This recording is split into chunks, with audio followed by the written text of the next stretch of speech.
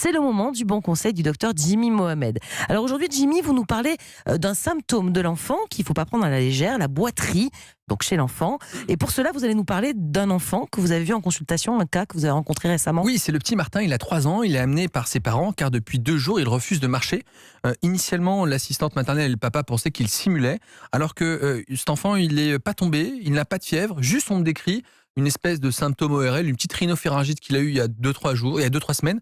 Et encore une fois, la consultation se termine par « Ah, je pensais qu'il simulait, j'ai donc attendu 2 jours ». Et c'est fréquent ça, cette pensée donc chez les enfants qui boitent, des parents qui pensent qu'ils simulent? Exactement, c'est très fréquent et malheureusement, il ne faut surtout pas croire qu'un enfant simule. Un enfant qui ne marche pas, il faut le prendre au sérieux. Donc, toute boiterie doit être prise en considération, et, même si elle ne dure que quelques heures. L'enfant qui a mal refusera de marcher et ne pourra pas simuler. Parfois, il simule des douleurs abdominales, des nausées, mais la boiterie n'en est pas une. En revanche, évidemment qu'il faut toujours chercher un traumatisme, même passer inaperçu. La chute dans le lit ou le pied coincé entre les barreaux, bien sûr. le toboggan, à ce moment-là, c'est évident, on recherchera une fracture. Et attention, chez l'enfant qui n'est pas en âge de marcher, et donc à ce moment-là, il va ne pas se servir de ce membre. C'est-à-dire qu'un enfant qui va avoir mal à la hanche, il va juste marcher à 4 pattes, mais bizarrement, en négligeant ce membre, alors qu'il ne boitera pas. Donc c'est un symptôme qu'il faut prendre avec grande attention. D'accord, et je crois que c'est important aussi de vérifier toujours la température lorsqu'un enfant refuse de marcher. Exactement, en cas de boiterie ou de refus de marche, il faut absolument prendre la température avant de donner du paracétamol.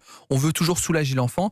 Or, l'urgence, c'est de savoir s'il a de la fièvre. Car s'il a de la fièvre, boiterie plus fièvre, c'est une réelle urgence pour laquelle il faut donner un traitement très particulier. Donc le premier réflexe devant une boiterie, après avoir cherché le traumatisme, c'est la prise de température. D'accord, et il y a cette pathologie fréquente aussi qu'on appelle le rhume de hanche qui entraînerait une boiterie. C'est quoi déjà ça? Exactement, c'est la pathologie la plus fréquente de la hanche entre 3 et 10 ans. Le rhume de hanche. Exactement. Alors on ne connaît pas le mécanisme, c'est plutôt les garçons et plutôt en hiver. On sait que ça arrive de façon brutale au réveil. L'enfant refuse de marcher ou a l'impossibilité de se servir de sa jambe. Il est plutôt en bon état général. Malgré ça, il va bien. Et dans l'histoire, on retrouve une infection ORL banale comme une rhinopharyngite 2-3 semaines auparavant. Il n'a pas de fièvre. Le traitement, ça consiste à un peu de repos, des anti-inflammatoires. Et souvent, on fait une petite échographie pour voir s'il n'y a pas cette inflammation au niveau de la hanche. Et ça guérit sans séquelles. Est-ce qu'il faut aller aux urgences si on a un enfant qui boite tout d'un coup comme ça? Comme on l'a dit, toute boiterie doit être prise au sérieux. Toute boiterie doit amener à consulter. Pas forcément aux urgences, mais au moins le généraliste. Pas forcément aux urgences. En revanche, s'il a de la fièvre, comme on l'a dit, là, il faut aller aux urgences.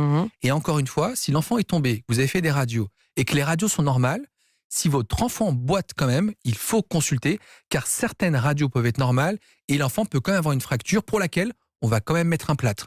Donc un symptôme qu'il ne faut pas négliger, et pour lequel il y a systématiquement un traitement. Merci beaucoup, docteur Jimmy Mohamed, pour tous ces conseils.